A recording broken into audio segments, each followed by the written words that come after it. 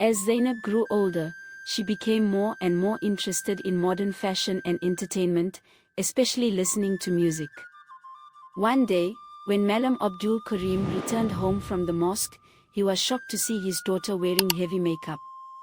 His heart filled with anger. "Fatima," he called out to his wife. "What is this nonsense? Is this how we have raised our daughter? She is our only child, but that does not mean she should forget modesty and the teachings of Islam. You must teach her about hijab and modest dressing." Fatima, who loved her daughter dearly, became upset that her husband scolded Zainab.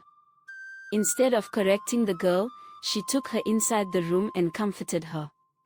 Malam Abdul Karim sighed and warned, "One day, you will regret this, Fatima." A few weeks later, Malam Abdul Karim had to travel to Saudi Arabia for work. Before leaving, he kissed Zainab's forehead and said, "My dear daughter, always stay on the right path. I will be back soon. Take care of your mother and yourself." After her father left, Zainab became more rebellious. She began insisting that she needed a mobile phone because all her friends in college had one. "Mama, if you don't buy me a phone, I will stop eating, I will stop doing housework, and I won't even go to school," she declared. Fatima, worried about her only daughter, eventually gave in. "All right, my love. I will get you a phone today," she said. Zainab was overjoyed. She immediately started using her phone day and night, barely speaking to her mother. She spent hours on social media, listening to music, chatting with friends, and even making friends with a boy from her college named Suleiman. Fatima noticed that Zainab was changing. She no longer prayed, she barely helped at home, and when her mother asked her to reduce the volume of her music, she would say, "Mama, stop disturbing me." One evening, Fatima caught Zainab sending pictures to Suleiman. Furious, she slapped her daughter. "Is this why I bought you a phone? Is this how you repay my love?" Fatima yelled. Zainab, in her anger, pushed her mother to the ground. "You have no right to control me. This is my life," she screamed. At that moment, the front door opened, and Malam Abdul Karim entered. He had returned earlier than expected. What he saw shocked him: his beloved daughter was attacking her own mother. He ran to help Fatima up and then turned to Zainab with anger. "Have you no shame?" he shouted. "You raise your hand against your own mother?" Fatima, through tears, confessed everything. "I was the one who gave her the phone. Now she has become disobedient. She does not pray, she does not listen to me, and she has been talking to a boy." Malam Abdul Karim sighed heavily. "I warned you, Fatima. Now look at what has happened." That night, Zainab secretly called Suleiman. "My father is back, and now my life is over," she cried. Suleiman, however, had other plans. "Listen, Zainab," he said sweetly. "Take your father's money, take your mother's gold, and run away with me. We will get married and be happy together." Blinded by love, Zainab did exactly as he said. She stole all the money and jewelry and sneaked out of the house at midnight to meet him. When she arrived at their meeting spot, Suleiman took everything from her and said, "Wait here, I will bring the car." She waited the whole night, but he never returned. As dawn broke, an old man passing by saw her crying.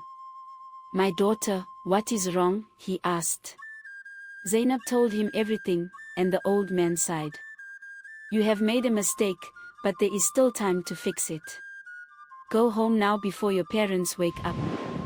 They do not need to know you are gone." Ashamed, Zainab returned home. When her mother woke up and found all the money and jewelry missing, she cried loudly, but Zainab remained silent. Days later, Zainab received a call from Suleiman. "I need more money," he demanded.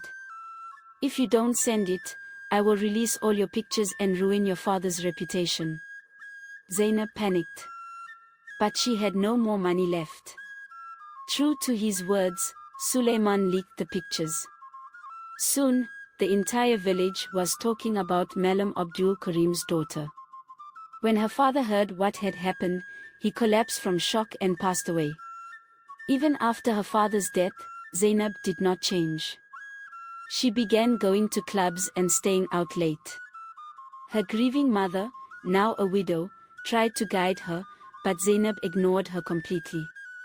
One day, Fatima, now weak and sick, installed a CCTV camera at their doorstep to monitor her daughter's movements.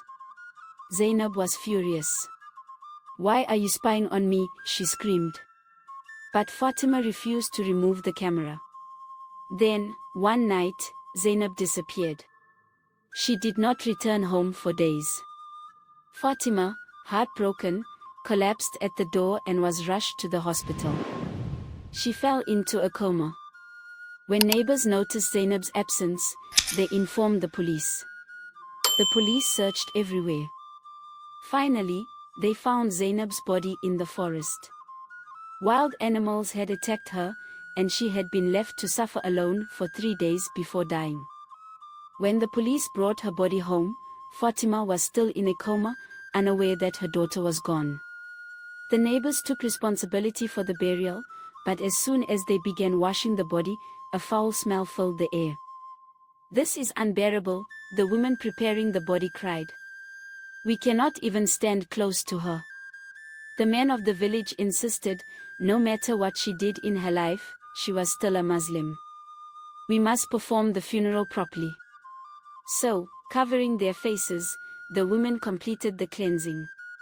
But when the men tried to lift her body, the coffin became unbearably heavy. As soon as they reached the graveyard, heavy rain started pouring down, as if the heavens themselves were rejecting her.